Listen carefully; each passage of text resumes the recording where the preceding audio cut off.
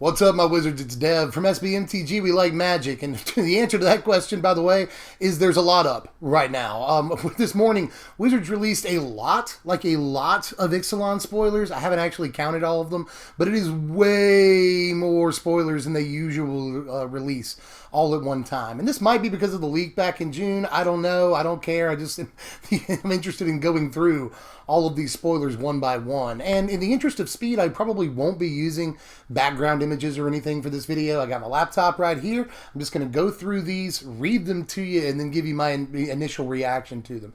Some of these I already know what they do, and I've read a Wizards article about the mechanics in Ixalan. I'll link to that in the description just so you know, and I'll link to magic spoilers so you can just take your time and look through all of these at your own leisure. But for now, in the interest of speed, again, I probably won't be using background images or anything, and a lot of these I haven't actually read before I started this video, again, in the interest of speed. So you're going to get my very, very fresh reaction to a lot of these cards. So let's go ahead and jump into it because there's a lot to cover. Well, one of the most exciting cards today for a lot of people, I would imagine, is the new Jace, and I want to lead on him even though he's got the tiniest writing of any card they spoiled today. So I'm going to try to run through this and read it, but I'm half blind because the text on this card is tiny, so bear with me. And also, by the way, this card marks the most major rule change of the day, and I'll get into that right after I read the card. But let's go ahead and show it to you.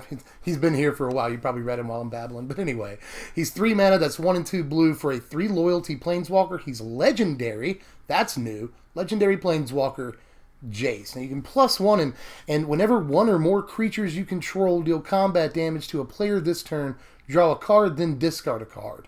-2. Create a 2/2 blue illusion creature token with, when this creature becomes the target of a spell, sacrifice it. Notice that it's not a spell or ability, just a spell. That's different from most illusions. -5, it's not too far away from his starting loyalty. Create 2 tokens that are copies of Jace Cunning Castaway, except that they're legendary. So you get 2 Planeswalker tokens. Now, usually, a lot of you might be confused by this, as I was before I read the mechanics article. Usually, that wouldn't work. You can't have 2 Planeswalkers with the same name at all. But that's why this Planeswalker, and in fact, every Planeswalker that has ever existed, has been errated to say legendary now. That's the new rule change, and it's a huge deal. Now, Wizards has essentially abandoned the Planeswalker uniqueness rule, and now Planeswalkers just follow the legendary rule. Period, to the letter. And as a matter of fact, now you can have 2 Planeswalkers out with different names. Like you can have a Jace Unraveler of Secrets and a Jace Cunning Getaway or Castaway on the battlefield at the same time now. You used to not be able to do that. Planeswalkers with the same name, you had to get rid of one of them. Or at least the same name in their Planeswalker type. But now you can have 2 different Planeswalkers out, given that they have different names. So that is a huge, huge, huge deal. That's a major, major rule change. And it allows this card to work, essentially. Now, overall, by the way, I think this change is probably good, at least in my mind, without having really, seen what the ramifications of it are. But my initial reaction to this is positive, I think. But let's talk about the card itself, at least. First of all, the +1, I'm not really a huge fan of right there, and I'm pretty sure that it only draws you 1 card, even if 5 creatures deal combat damage. Make sure, correct me on that if I'm wrong, but I'm pretty sure the way that is worded that you draw 1 card or no cards. So that's, and you have to discard a card. Woof. I don't know about that +1, man, but the whole reason that it's so bad probably is because his ultimate seems like it would get out of hand. Pretty fast, probably. His -2 is good. I mean, he creates a creature. I want my Planeswalkers to create a creature. And the fact that a 3 mana Planeswalker can create a 2/2 is okay. Now, sometimes this will just be a 3 mana 2/2 that doesn't do anything except die if it gets targeted by literally anything. And that's when the card is bad. This card would be bad if it were just a worse Scathe Zombies with a worse mana cost too. That seems terrible, but this card definitely has the potential to get out of hand, create multiple copies of itself that then create multiple copies of them, and just create all the creatures and just draw a bunch of cards because you get multiple activations of his +1 in one turn. That seems pretty good if it does, in fact, start snowballing, but you got to go through some work before it does, and I'm just not sure that it's worth it to do the work. Although, again, a card like this has a lot of potential, so I'm not just going to say that it's bad or anything, obviously. It's a 3-mana Planeswalker, first and foremost. Those are usually at least playable. It creates a decent-sized creature for its mana cost. That's cool. And, it can draw you cards. Its ultimate looks like, creating multiple copies is decent. So I don't want to keep babbling about this card other than to say that, I think the card has a very, very high potential of, threshold there. But it also has the potential to just be garbage for 2 turns and die very quickly. So there's that too. Up next is Settle the Wreckage. It's 4 mana. That's 2 and 2 white for an instant. That's neat. Exile all attacking creatures, so it has to be instant. Target player controls. That player may search his or her library for that many basic land cards. Put those cards onto the battlefield tapped, then shuffle his or her library. So this is kind of like Mass Path, just a huge path to exile all their attacking dudes. And you can use it on yourself, I guess. If you wanted to exile, it doesn't say non-token attacking creatures. So, in a white token deck, you could always, this is just spur of the moment, but in a white deck that goes wide with tokens, you could just, attack with a bunch of them, exile them, get, 5 or 6 basic lands or whatever, and then you've ramped a huge amount. But, obviously, the real attraction here is that it's a wrath. It's a wrath effect. But it only works on attacking creatures. It's awesome that it's instant speed, but again, it has to be. It only works on attackers. But just being able to wrath their side of the board, a one-sided wrath, by the way, on their turn, it seems like a very, very powerful ability, even if you're giving them, 3 or 4 lands sometimes. You really have to capitalize in the next couple of turns, because if you're giving them that many lands, you've thinned their deck by a lot, and you've given them the ability to cast literally anything in their hand. So there's definitely some problems with the card, and it looks like it reminds me of Engulf the Shore right off the bat. It's a sort of one-sided wrath you can cast on their turn for 4 mana, even. But it's probably better than Engulf, and Engulf's all play. So there's that. I just don't like how much you're ramping them, and the idea that you'll ramp yourself is probably not gonna work. Who knows though? But I do think the card is gonna be relevant. People are definitely gonna try to play this, and a one-sided wrath for 4 mana and instant speed that's worth checking out. So I think the card is definitely good. Up next is Enticing Melody. This is 2 blue and X for a sorcery. Gain control of target creature with converted mana cost X. I like this card. Sorcery speed is not ideal or anything, but I'll take it. Just the gain control of a thing is, yeah, that's good. Probably Confiscation Coup might prove to be the better card, all things considered, because this is going to cost a lot of mana to get a Glory Bringer. It's going to cost 7 mana. So I'm not really sure about it, but if you're just getting a 2, 3, or 4 mana guy, then it's probably somewhat, decently costed. But if you're going for something really big, it's just probably not going to happen. So I don't know, in Sealed, this is going to be amazing, in Draft, it's going to be pretty good. But I'm not sure it's going to make the jump to Standard, especially while something like Confiscation Coup is around, because that card is, again, probably better. Now here's Dreamcaller Siren right here. It's 4 mana, that's 2 and 2 blue for a 3/3 Siren Pirate with flash and flying, like that. Dreamcaller Siren can block only creatures with flying, and when Dreamcaller Siren enters the battlefield, if you control another pirate, tap up to 2 non-lands. Yeah, awesome. Tap up to 2 target non-land permanents. Huh. So that's neat. Okay, so the way you're supposed to use this is you have another pirate, and they declare their attack step. At which point you flash this in and you tap down 2 of their guys so they can't attack. You also have this to block with, so I guess it kind of does matter they can only block flyers. But I guess you presumably have another pirate up to block with, maybe. So that's cool. You can also use this during your turn to tap down 2 creatures that would block, assuming that you didn't have the mana to play it on your opponent's turn. I really like that this has flash. A lot. Flash 3/3 flyer, but it's probably playable, especially one with a great enter the battlefield trigger. Although, usually Control would want something like this, flash, flying, decent body for the most part, and can remove, quote-unquote, creatures when it enters the battlefield. All that seems really good for a Control deck, but having to have another pirate is not great. So we'll see how this works. I like the card at first glance. More blue cards. I don't know why it's front-loaded with blue cards, by the way. As we go down the list, there won't actually be any order to the cards, so color-wise. So just keep that in mind. But another blue card. Here's Herald of Secrets right here.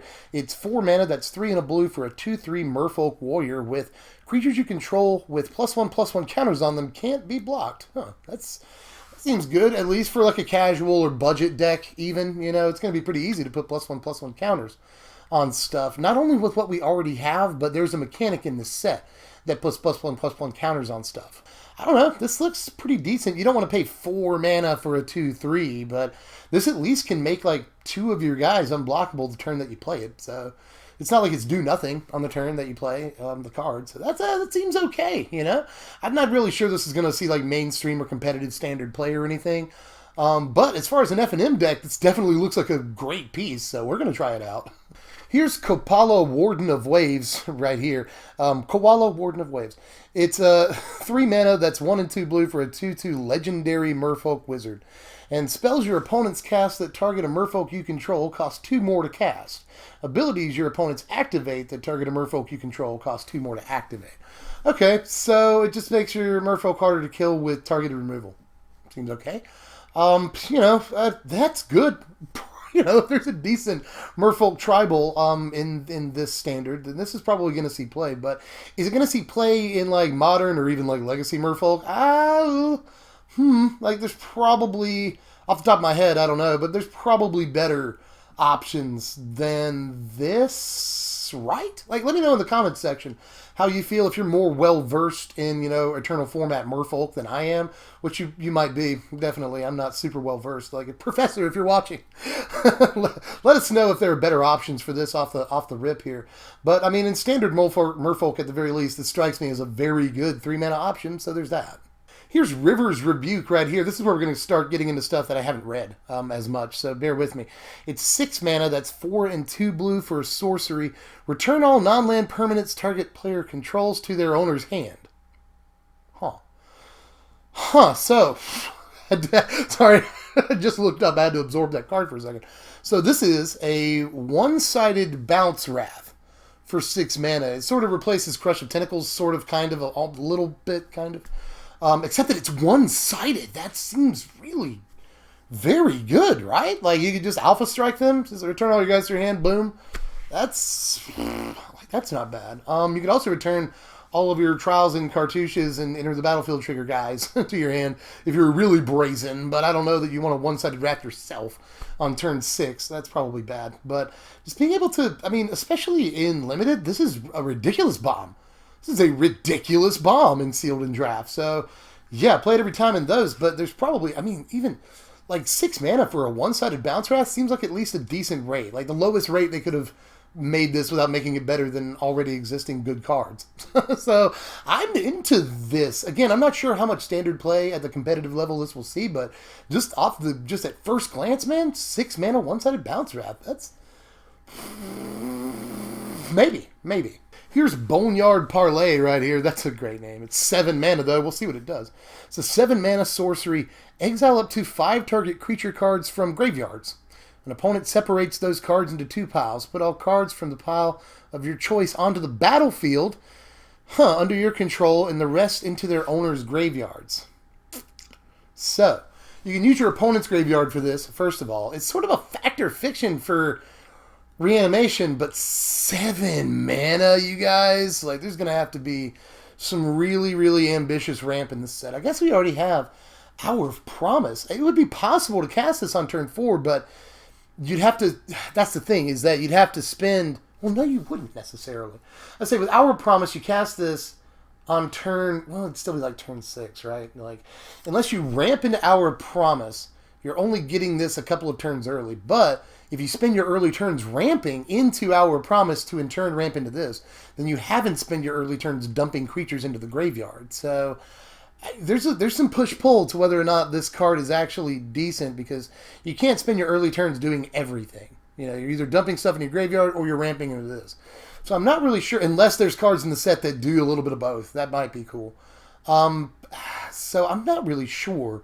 7 mana is just so much. 7 mana is just so much. Whenever you're evaluating a 7 mana card, unless it's just a huge fat creature that immediately does something when you put it onto the battlefield, then you have to evaluate it like, this is probably bad because it's 7 mana. But this isn't a huge fat creature that does something when you put it onto the battlefield, but it can be. It can be like 2 or 3 big fat creatures that do things. So I'm not going to immediately say this is bad, actually. If you can find a way to ramp into this while still dumping reanimation targets into the graveyard, if you can find the key to the whole deal here, this card might actually be playable, possibly. We'll see. Here's Goreng Seratops right here. It's another 7-mana card. It's 5 and 2 white for a 3/3 dinosaur with double strike. Okay, that makes sense. Whenever Goreng Seratops attacks, other creatures you control gain double strike until end of turn. Okay, so if you're going to reanimate something with that 7-mana card, this looks like a pretty good deal. Like, whatever else you reanimate will also get double strike, so that's cool. Just, you see them side by side, that makes sense. But this is a decent reanimation target, period, probably. I'm not so sure. I mean, 7 mana for a 3/3 double strike isn't good on its own, but when it gives your whole team double strike, is it worth it? Is it worth the extra 2 or 3 mana? You know? Probably theoretically, but probably not in practice. 7 mana is just so much. 7 mana is so much, even if you're reanimating it. Because again, the same principle applies. If you're spending your early turns dumping cards in the graveyard so you can reanimate this reliably, then you're probably not spending your early turns playing creatures that this will give double strike. Unless you're playing like Champion of Wits or something. Like, there's definitely ways to do it, but at the end of the day, I'm just not sure. Like, maybe blue-white Godfarer's Gift could play this. That's a possibility, right? But we'll have to wait and see. I'm not, which is going to be the case for like all of these cards, but I'm not sure. If it finds a home, it might be in that deck, though. Here's Ruin Raider right here. This is 3 mana. That's 2 and a black for a 3/2 Orc Pirate. It's rare, so let's see what it does. Oh, it has Raid. Yeah, Raid is back, in case you haven't read that yet.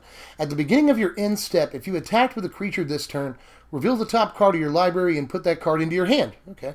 You lose life equal to the card's converted mana cost. So this is another shot at a Bob, you know, another Dark Confidence sort of thing. We saw that with the Silent Visitor, Glint-Sleeve Siphoner. Like, these are all sort of takes on Bob.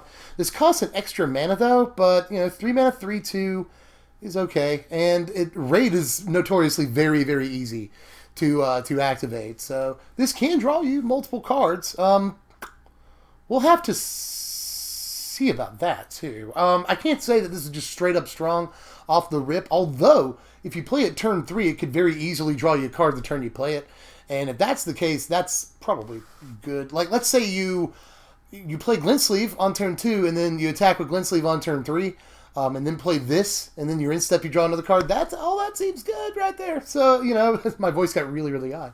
But all that seems like it would probably be a decent turn sequence, a good play line. So I wouldn't count this card out at all. I'd definitely see, especially since we're going to be looking for pirates. It's definitely going to be Pirate Tribal, I would imagine. And this seems like a pretty strong pirate.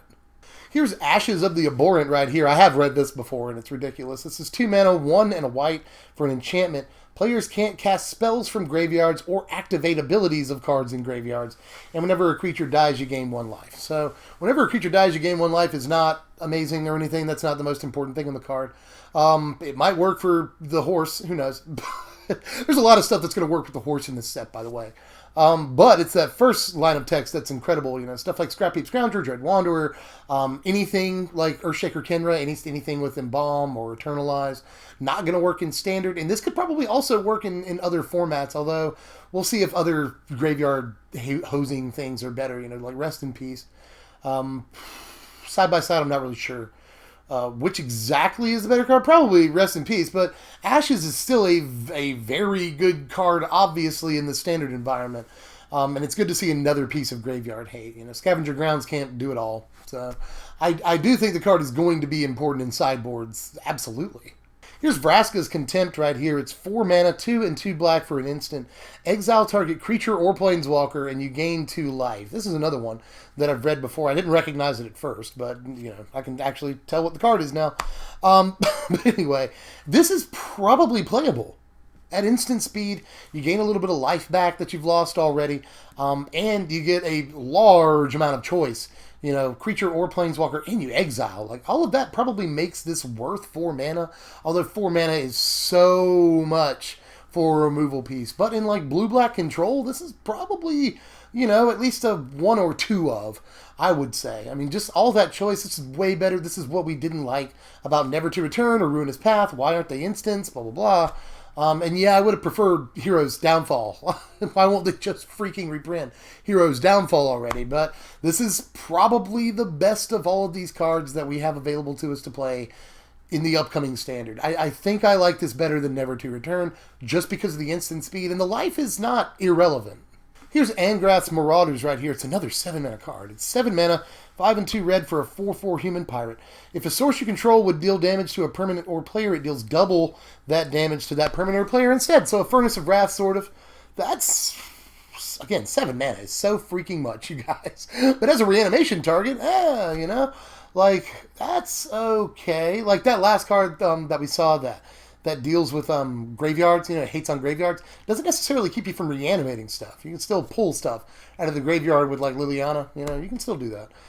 So 7-mana creatures like this aren't terrible. Like, this is essentially an 8/8 by itself. Makes all of your burn do double damage. Makes all of your attacking creatures do double damage. So, I mean, this probably, like, this seems like intro packy to me. I know there's not intro packs anymore, but if there were still intro pack rares, this would maybe be one of them.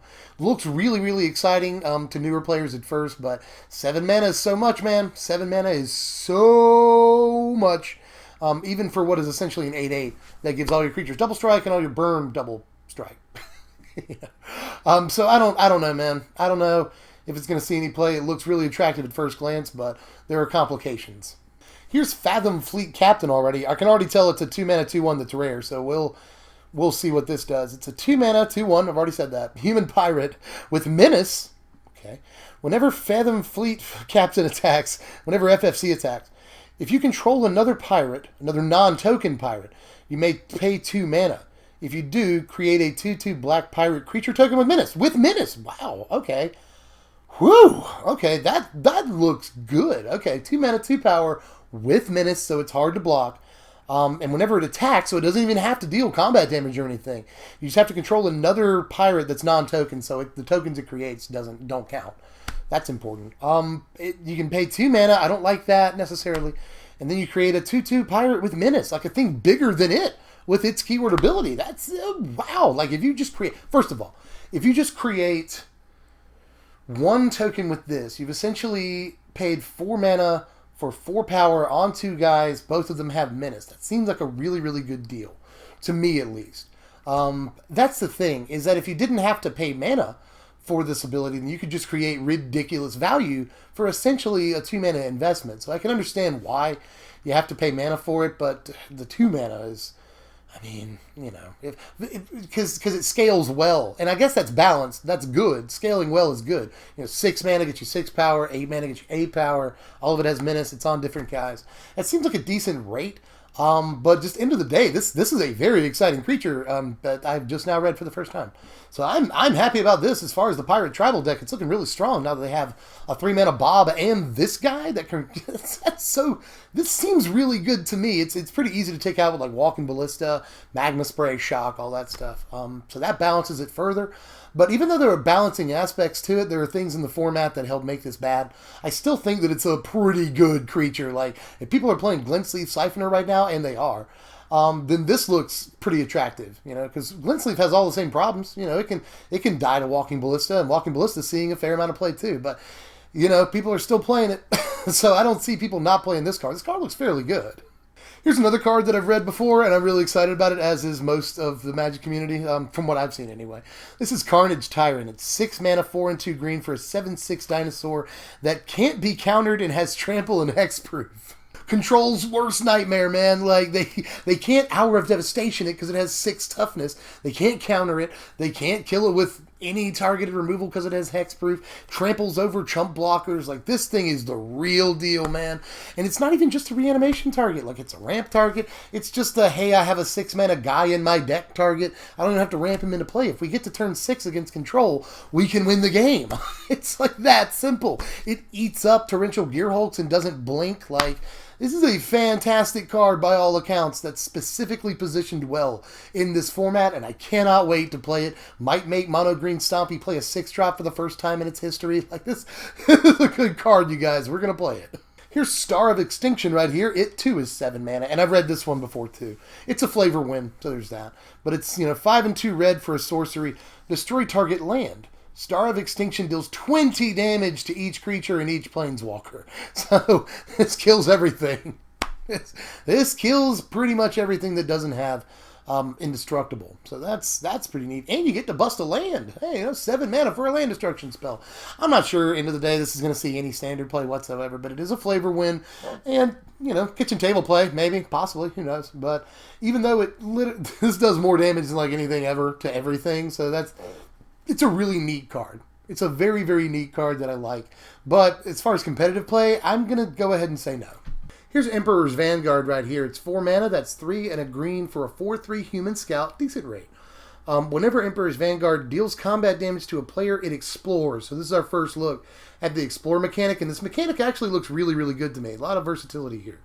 Reveal the top card of your library. Put that card into your hand if it's a land. Otherwise, put a +1/+1 counter on this creature, then put the card back on top of your library or into your graveyards. So there's a lot that happens when you explore. I think it's really cool. It's a flavor win too, because like the creature explores, it either finds new territory, like charts new territory, and if it doesn't, it gets a little bit stronger because it went on this like epic journey to find new lands. That's all pretty cool flavor right there. So it wins on that front. And it just does so much. Makes your creatures bigger, draws lands, fuels your graveyard, whatever, just does so much. I like Explore as a mechanic. The card itself, again, 4 mana, 4/3 is a decent rate, but at the end of the day, I don't think that this will see competitive play. Here's Deeproot Champion right here. It's 2 mana, 1 and a green for a 1/1 Merfolk Shaman, and whenever you cast a non-creature spell, put a +1/+1 counter on Deeproot Champion. So that's awesome, right? It reminds me of this thing, Quirion Dryad, is that right? Is that right, you guys? It's been a while since I've seen the card, so I don't remember. But that card, that was really important for a while in a lot of decks. It reminds me of that. And what Vine Lasher Kudzu kind of, but it's not lands. This is neat right here.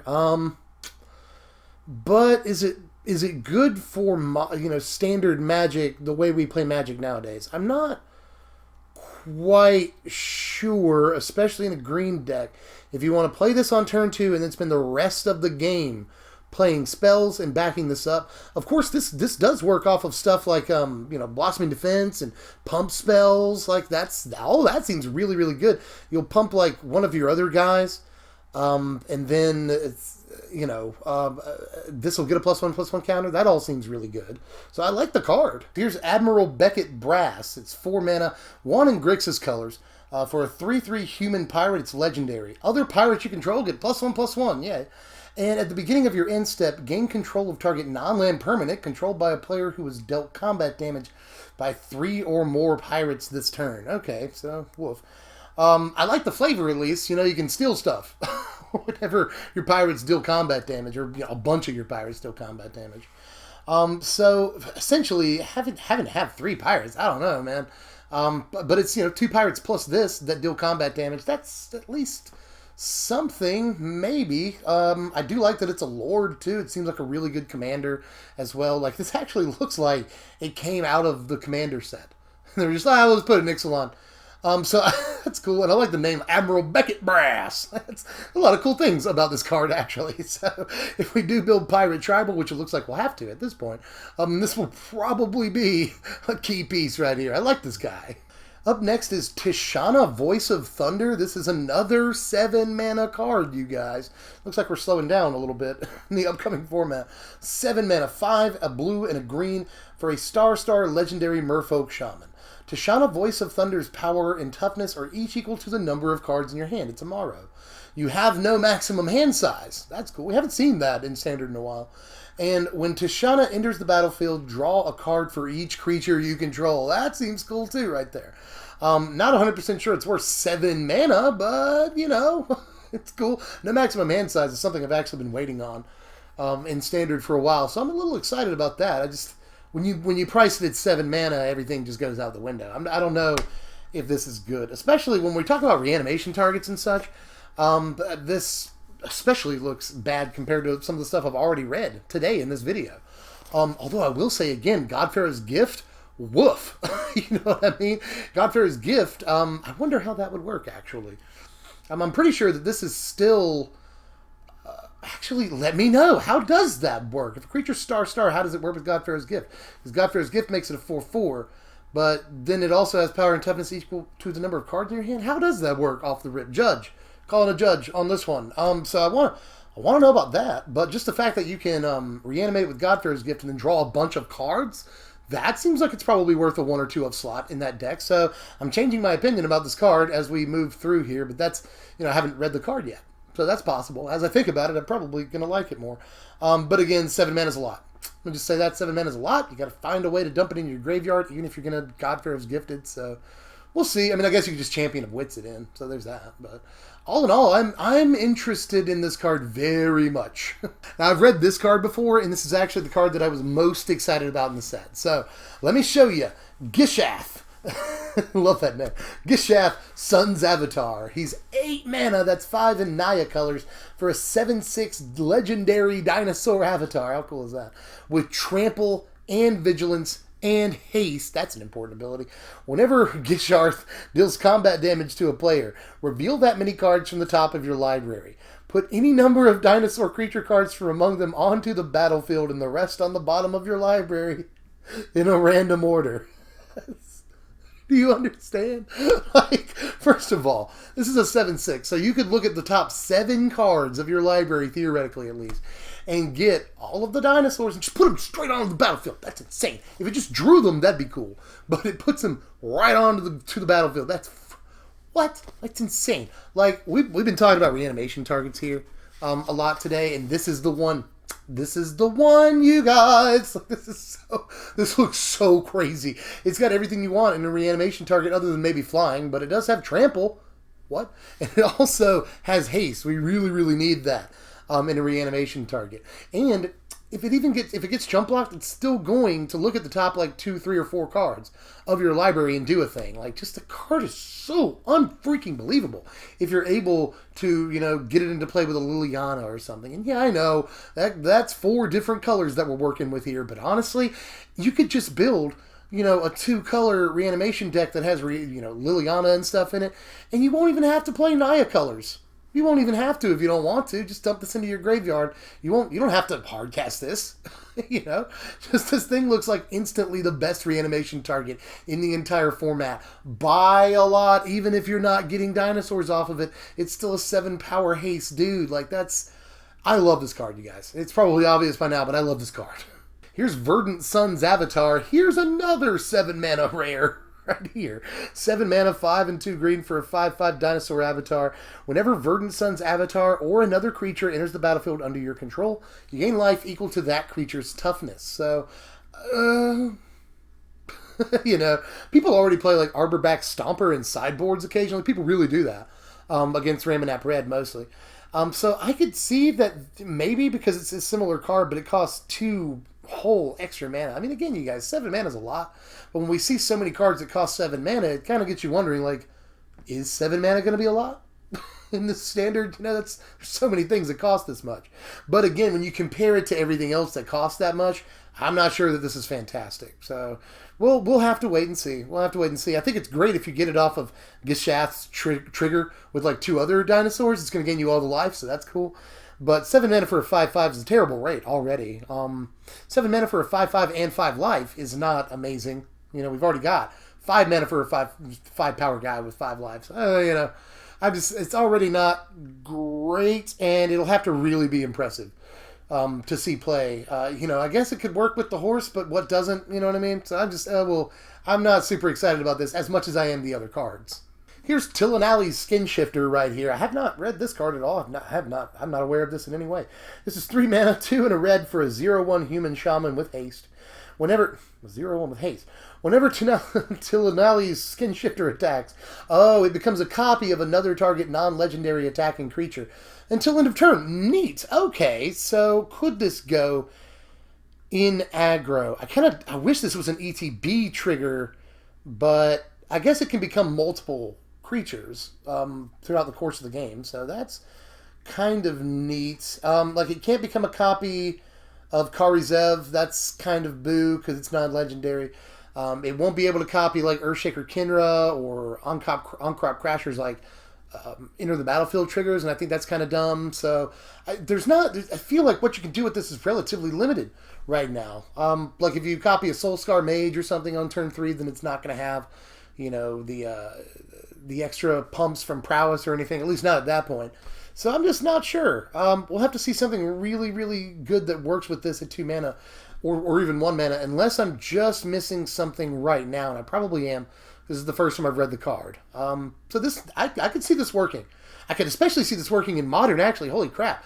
Well, this, actually, Death Shadow? Maybe? Probably not. Probably not. I don't know if this is worth the slot in a deck like that. So we'll have to see about that. But this looks like it could have a lot of potential, so I'm not going to count it out. Here's Bloodcrazed Paladin right here. It's 2 mana. That's 1 and a black for a 1/1 Vampire Knight with Flash. Okay. Bloodcrazed Paladin enters the battlefield with a +1/+1 counter on for each creature that died this turn. Okay. That's kind of neat. So it's got Flash. You can play it on your opponent's turn. After sorcery speed mass removal, you know, if they hit you with an Herald of Devastation, Sweltering Sun, Fumigate, whatever, anything except for the new like mass path to exile that we saw at the beginning of the video, then you can get a huge guy out of it. That seems good, even in non-standard formats. So we'll see. Out of the sideboard, this might actually be okay, and honestly, even if you block with a couple of guys, nah, that's probably not worth it. That's probably not worth it. You block with a couple of guys that die and then flash it in during your opponent's turn, you get a 2 mana like 3/3. That's like, I wouldn't block with dudes just to ensure a large copy of this. You're essentially like 2 or 3 for wanting yourself. You don't want to do that. But in some situations, this doesn't seem bad. It's definitely like Selfless Spirit is a really good creature that protects against wraths that we have right now. It rotates. This does not look like it comes even close to replacing it as far as protecting us from a board wipe. But it's still a decent piece. Like, you could get a 5 or 6/6 sometimes, depending on how late we are into the game. So maybe in sideboards. Here's Sunbird's Invocation right here. It's 6 mana. That's less than 7 at least, right? 5 and a red for an enchantment. Whenever you cast a spell from your hand, reveal the top X cards of your library, where X is that spell's converted mana cost. You may cast a card revealed this way with converted mana cost X or less without paying its mana cost. Jeez. Put the rest on the bottom of your library in a random order. Okay, so let's go through this real quick. So you cast a spell, and you reveal, let's say you cast a 3 mana cost spell. Let's do, for the sake of argument. You reveal 3 cards from the top of your library, and you may cast one of those spells if it has converted mana cost 3 or less for free. Okay, so that's all right, I guess. I mean, 6 mana enchantment, it's not going to see play. I would imagine it's a 6 mana enchantment. But the ability itself, like the text on the card, is pretty decent. Like, this essentially gives spells cascade, kind of. Yeah, kind of, more or less. And that's traditionally very good. But as far as 6 mana enchantments go, no, probably not seeing much play. Here's Rowdy Crew right here. It's a 4 mana mythic, so we'll see if this is any good. 2 and 2 red for a 3/3 human pirate. It's got trample, and when Rowdy Crew enters the battlefield, draw 3 cards, then discard 2 cards at random. If 2 cards that share a card type are discarded this way, put 2 +1/+1 counters on it. Okay, so it can possibly. Okay, so it's basically a 4 mana possible 5/5 trample that draws you 3 cards. It gets you card, well, no, it's not even card advantage, because you spend Rowdy Crew, you discard 2 cards, you draw 3, so it gives you card parity, but you do get to see 3 cards, but the problem is that you don't get to hold on to specific cards that you liked from the cards that you drew. That's bad. Usually things that make you discard at random are bad. So I'm not sure, man. For 4 mana, we probably just have better options. Like this, I don't know why this got a mythic slot either, to be honest. Here's Sleek Schooner. You either hate or love this because it's a vehicle. It's 3 mana for a vehicle. You can, and it's 4/3 when it's a creature, and you can crew it for just 1. So, you know, draft and limited, probably this is decent. I mean, at least okay. Although 3 mana for a 4/3, that gets outclassed fairly fast, I think, from what we're seeing in this limited environment so far. I mean, this, like, Sealed is just going to have all the 7 mana bombs. Sealed is going to be so fun. But in any case, this looks okay in that maybe Sealed and like nothing else. But I guess the big news here is that vehicles are back, and you either love it or hate it, but I kind of like it because hopefully we'll get some sort of robot dinosaur mech thing that people have built to combat the actual dinosaurs on Ixalan. So that, I want robot dinosaur. I want that, and hopefully we get it. Now, here's a buddy land right here. This is a Drowned Catacomb, and this is the first one that we've come to. But just to reiterate, I've already said this in a couple of videos. We're getting these back. We have these back officially. Just the allied colored ones, from what I can tell so far, at least. But we have them, and that's good. Here's Vanquisher's Banner right here. It's 5 mana for an artifact. As Vanquisher's Banner enters the battlefield, choose a creature type. And creatures you control of the chosen type get +1/+1. And whenever you cast a creature spell of the chosen type, you draw a card. So this is neat. It's not Coat of Arms or anything, but it's cool. You know, it's an anthem for all of your whatevers. And whenever you cast a thing, draw is actually pretty good. But we'll see if it's worth 5. We'll see if it's worth 5. I'm not 100% convinced. In Commander, it's probably worth that, but in Standard, we'll have to see. I'm not sure. Here's Tishanna's Wayfinder right here. It's 2 and a green for a 2/2 Merfolk Scout. Whenever Tishanna's Wayfinder enters the battlefield, it explores. Okay, so that's good. ETB trigger Explore is actually not terrible. It can be a 3 mana 3/3 at common. That's cool. That does let you see a card too. Or it can be a 2 mana or 3 mana 2/2 that draws you a land. That's also not bad, especially in Limited. In Limited, I see this being a really, really solid common that probably doesn't make the jump to Standard or anything. But again, Limited, very, very good common. Here's a controversial card right here. This is Hostage Taker, and we've heard a little bit about that. We probably heard more about this in a lot of Ixalan cards so far. It's 4 mana, 2 and a black and a blue for a 2/3 human pirate. When Hostage Taker enters the battlefield, exile target creature or artifact until Hostage Taker leaves the battlefield. You may cast that card for as long as it remains exiled, and you may spend mana as though it were mana of any type to cast that spell. Okay, so the problem here, from what it appears to be, is that if you cast Hostage Taker with no other legal targets, then you draw the game. Is what it appears to be. Let's see here. Am I getting that wrong? Okay, Hostage Taker enters the battlefield, targets itself, all right, and you exile itself until it leaves the battlefield, right? So then it leaves the battlefield, comes back into play, comes back from exile, and then it can only target itself again. So it keeps having to do that over and over until the game draws. And it's not a May ability, so you can't stop it. So I don't know if there's something that I or some other people in the Magic community are missing here, but there seems to be an issue with the wording on the card, is all I'm saying. It should say exile another target artifact or creature. So there's that. But ultimately, just the function of the card looks decent. You know, steal a guy, or an artifact. You know, that seems good for 4 mana. I don't really like the body on it. But just steal a dude for 4 mana on a body, period. Yeah, that's okay. That's probably okay. Here's Prosperous Pirates right here. It's 5 mana, 4 and a blue for a 3/4 human pirate with when Prosperous Pirates enters the battlefield, create 2 colorless treasure artifact creature tokens with tap. Sacrifice this artifact, add a mana of any color to your mana pool. So this is the first time in this video that we've seen the treasure mechanic. It's not really a mechanic. It's just that we'll see treasures in this set, you know, sort of to replace clues a little bit. Instead of popping them to draw cards, you pop these to add mana to your pool. So in a way, this is effectively sort of a 3 mana 3/4, which is a much, much better rate because it gives you 2 things that create 2 mana. I really, really like the treasure mechanic. I think these things are awesome. I think they're going to be good in improvised decks, especially because they can tap and then sacrifice for improvise to really, really help you drive down the cost of things like Herald of Anguish. So I love treasure. I really, really like these new artifacts. I think they're going to be awesome. But this card itself is not amazing. It's probably decent in draft again. It's probably okay. But as far as outside of that format, no. But the actual mechanic, yes, love. Here's Dead-Eyed Tormentor right here. It's 3 mana. That's 2 and a black for a 2/2 human pirate with Raid. Another card with Raid. When Dead-Eyed Tormentor enters the battlefield, if you attack with a creature this turn, target opponent discards a card. So, on turn 3, it shouldn't be too hard to attack with a guy, you know, and get a 3 mana 2/2 that makes them discard. Now, in Limited, I think that's probably decent, but in Standard, I'm not sure that it's worth that, honestly. You know, 3 mana 2/2 is just to scathe zombies. That's not good. You have to, it doesn't just enter the battlefield and make them discard. I think that's not great. You have to raid, but it's not too, again, it's not too hard to raid. And this might make the budget Pirates deck, the budget, what appears to be blue-black or Grixis Pirates deck, could make it, possibly, but I don't think it's an especially strong card. Here's Sun-Crowned Hunters right here. That's a cool name. It's 6 mana, 4 and 2 red for a 5/4 dino with Enrage. This is the first time we've seen Enrage, I believe, in this video. Whenever Sun-Crowned Hunters is dealt damage, it deals 3 damage to target opponent. So this is an ability that's mostly specific to dinosaurs. Whenever they're dealt damage, they do a thing because you don't, as the article says, you don't want to make dinosaurs mad. They basically Hulk out when you deal damage to them. And this is not great.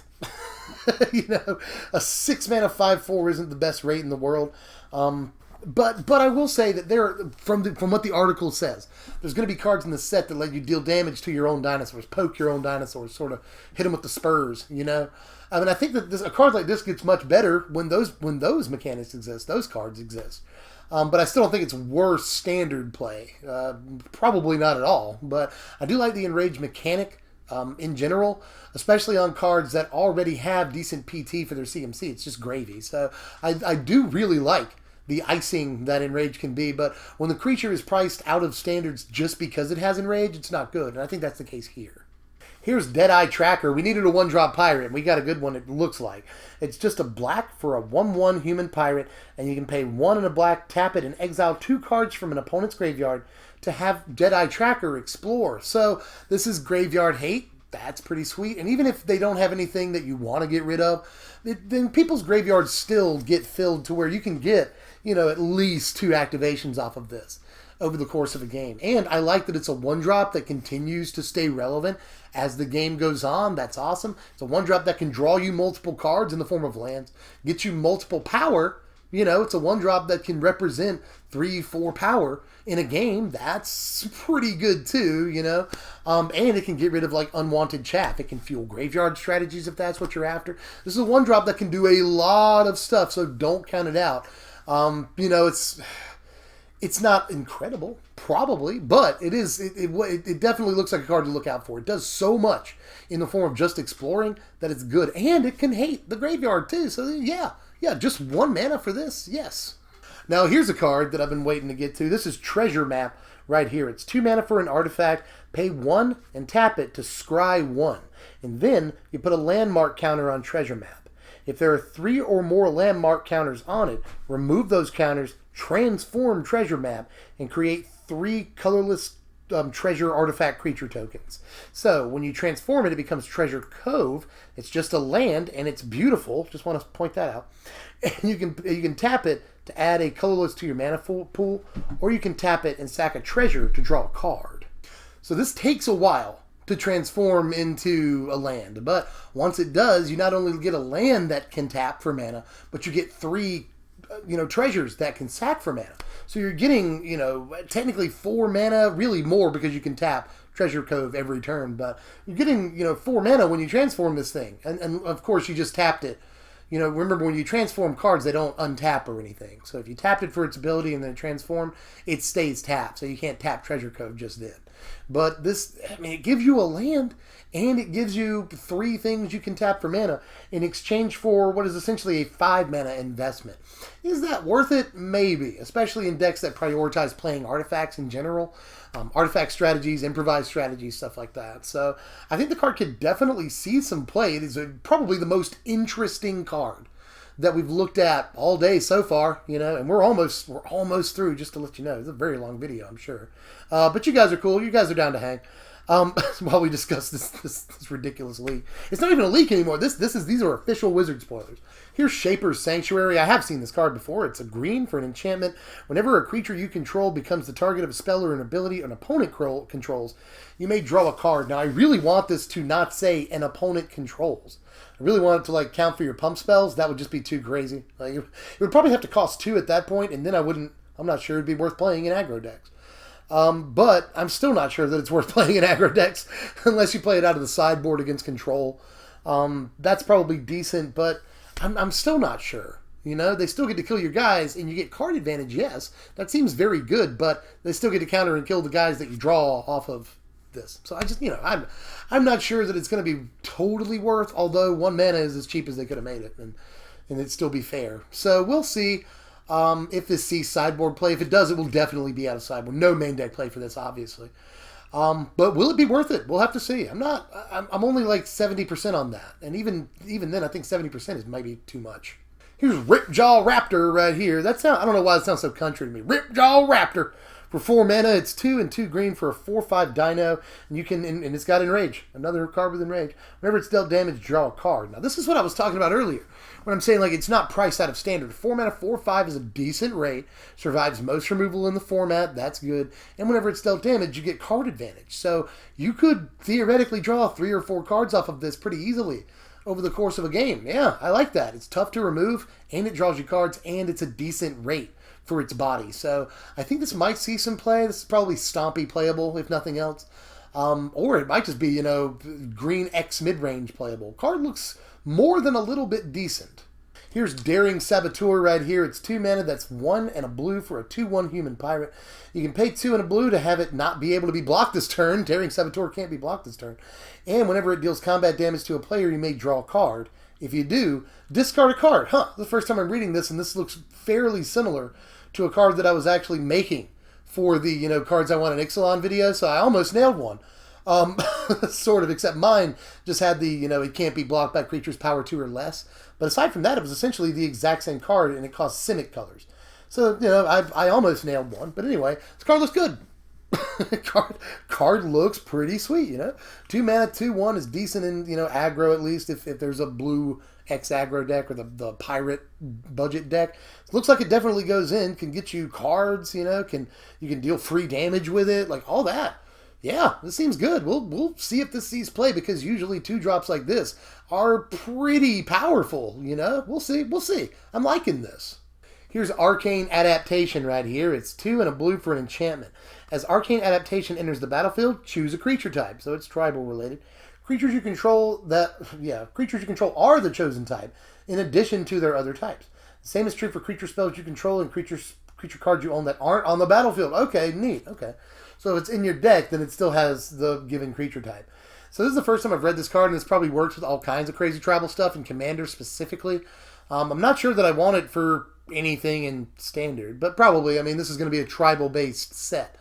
And there's not going to be a whole lot of sets in Standard, so tribal will probably be a thing in competitive play. But I'm not sure you want to spend 3 mana on a card that doesn't necessarily technically do anything. It just sets other cards up to do stuff. So we'll see if that's a little bit too slow. In Commander, though, this probably does all the things. Here's Sorcerer's Spyglass right here. It's 2 mana for an artifact, and when it enters the battlefield, look at an opponent's hand. Then choose any card name. Activated abilities of sources with the chosen name can't be activated unless they're mana abilities. So it still lets them play the card that you named. And it does give you information about their hand pretty early, but a lot of cards do that. So I just... So activated abilities of sources with the chosen name can't be activated unless they're mana abilities. So this could hose other artifacts. It could hose creatures. It could... I guess... Triggered abilities still work. So like enter the battlefield triggers... Don't matter. Exert triggers you can't target with this. I don't know, man. I don't know. I mean, there's probably a lot of activated abilities that I'm overlooking at this point. But we lose a lot of the good ones. Like Aetherworks Marvel's already been banned. We lose a lot of the good zombies like Crypt Breaker and stuff like that. Relentless Dead. I just what is in the format that I'm missing? It's like I've got to be missing something enormous that is an activated ability. I've got to be missing something. Just let me know. Let me know how dumb I am. Down there, I guess Bristling Hydra, you know, but like, is it worth playing Spyglass? We'll see. We'll see if it is. How good is Bristling Hydra going to be after rotation? It already looks fantastic. I think Teamer is actually well positioned, by the way, or even just green-red after rotation. So maybe Bristling Hydra this could work against, but I'm not sure. Let me know what I'm missing. There's probably a bunch.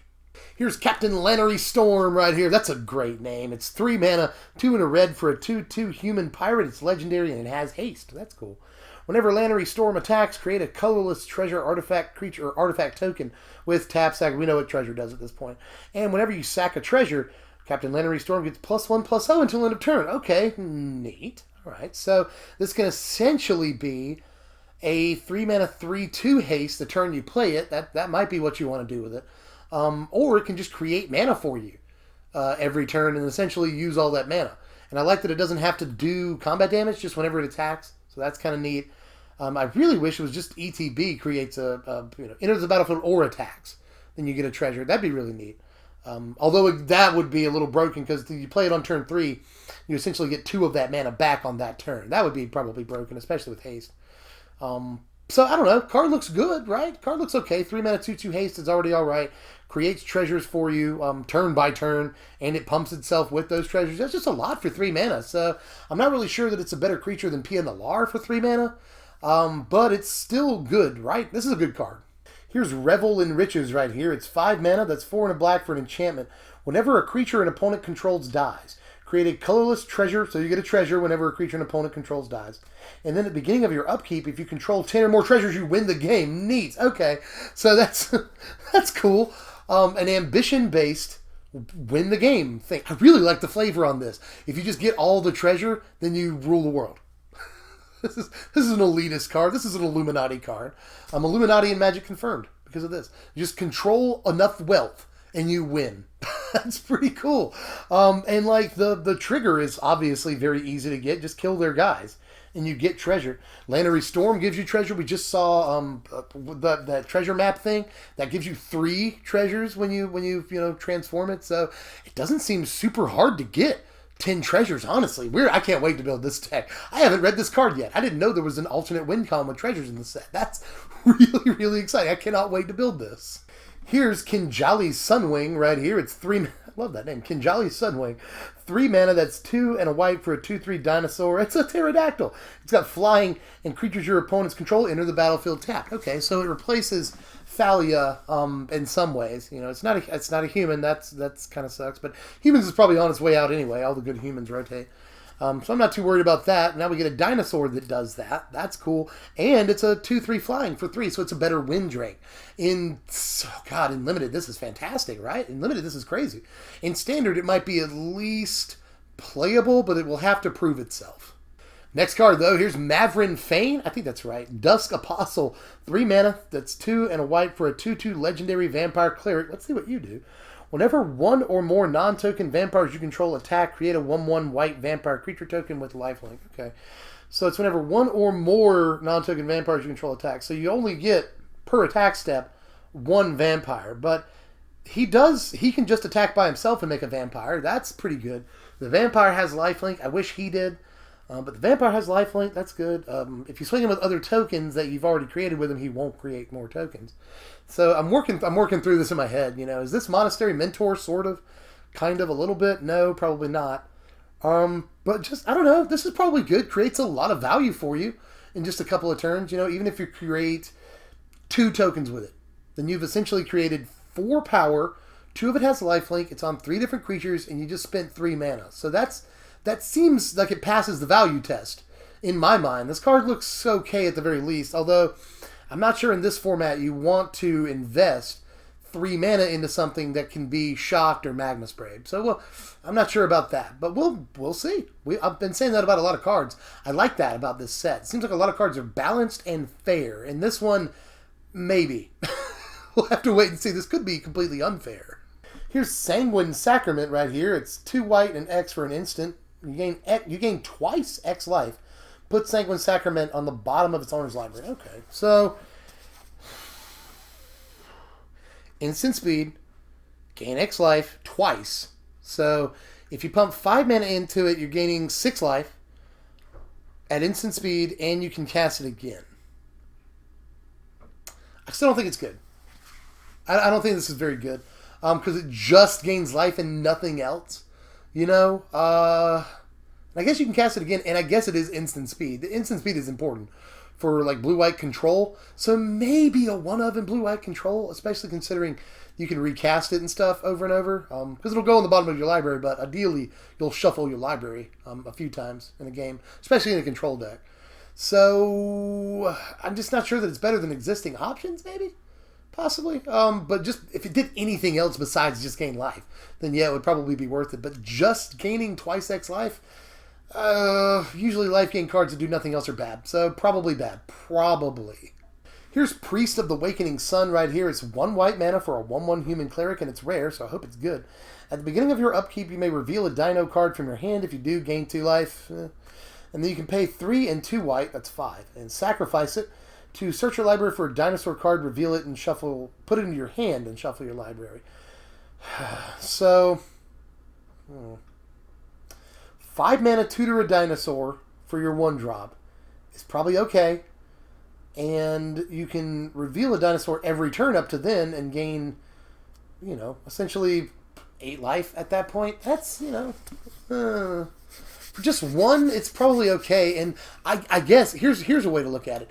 If they burn a removal spell on this, and they just burned a removal spell on this, right? So like that's not bad. Will it see play? I don't know. I don't know if we're building Naya vampires. Like the huge the huge dinosaur legend is Naya colors. So, I mean, you technically could do that, but is it strong enough? I don't know. I actually don't know that this is 100% strong enough to really be played in that deck. But in budget, like tribal dinosaurs, yeah, probably. This is probably decent against like aggro decks. If it stays out, it can either chump block or it can sort of, help mitigate some of the damage from their attack steps every turn. That's probably okay. So, I don't know. I'm talking myself into it.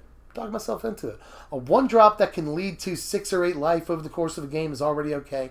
Chump block when you're really in trouble. Tutor up a dinosaur. Like, yeah, a lot of value on this. I'll probably take it. Here's Tocatli. It's got cat in the name, but it's not a cat. Here's Tocatli Honor Guard. It's 2 mana for a 1/3 human soldier. Creatures entering the battlefield don't cause abilities to trigger. Wow. Let me absorb that for a second, actually. That's going to see a lot of play. It's going to see a lot of play in non-standard formats even. Like in Modern, this stops like a bunch of combos. It stops like every Kitchen Finks or Madcap combo right there. So that's probably going to see play for that reason and that reason alone. Like this is... Snapcaster Mage doesn't do a thing. That's kind of cool. This card's probably good. Like this card's probably very good. And I know that this is knee-jerk. This is knee-jerk. I would have said the same thing about like Harsh Mentor. And Harsh Mentor doesn't see all the play. So I'm kind of tempering my expectations. But this seems really crazy just off the rip. I am tempted to go insane that this card exists at all. So yeah, I would say there's a 90% chance that this is a very good card. Yes.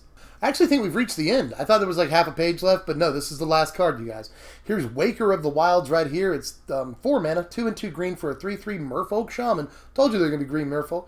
It's you can pay green, and X to put X +1/+1 counters on target land you control. Hey, Noyan. That land becomes a 0/0 elemental creature with haste. It's still land. So this is, Awakening's leaving the format, but we can still do this. That's a lot of value, isn't it? I mean, if he stays out, then every turn you can just make a land a creature. It's good, right? That doesn't seem bad. Or you could just every turn make one land bigger and bigger. Like over the course of a couple of turns, you can make a single land into like a 7/7 or something like that. Seems okay, right? I mean, again, this is another card. I think this is sort of a running theme that if it stays out, it can get you a ton of value. Because even if you get one land worth of value out of it, then they kill it, then you've still got an extra power off of it. You've got an extra threat off of it. So it's like they're forced to kill it, or else it'll just snowball.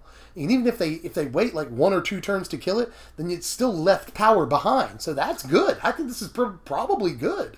But that's all the cards. And this video is probably like an hour long already, I would imagine. So I'm sorry about that. It's going to take forever to upload, but I hope you guys are down for an extended discussion here, because this is a long video, I would imagine. But if you enjoyed the content, I got to wrap it up because it's super long. But if you enjoyed the content, like the video, do that. Check out TCG Player. They're my sponsor. They're going to link in the description for them too. They're going to be pre-order Ixalan product any day now, I would imagine. So keep in touch with them for that. I think they're cool. They think I'm cool. I hope you think they're cool. So, check them out. You can also sub if you're new, so you get the rest of the Ixalan spoilers when they come out. You'll see the rest of these discussion videos. I had a lot of fun, actually, recording this. So hope that you guys enjoyed the ride. It's probably, again, this video is probably so freaking long. The longest video in the history of the channel. But whatever. I had a lot of fun. Hope you guys did too. Follow me on Twitter at SBMTGDev, or kick us a buck on Patreon at patreon.com/SBMTG. But anyway, I gotta get out of here because the editing is going to be hell. I'm Dev from SBMTG. Thanks for watching, my wizards.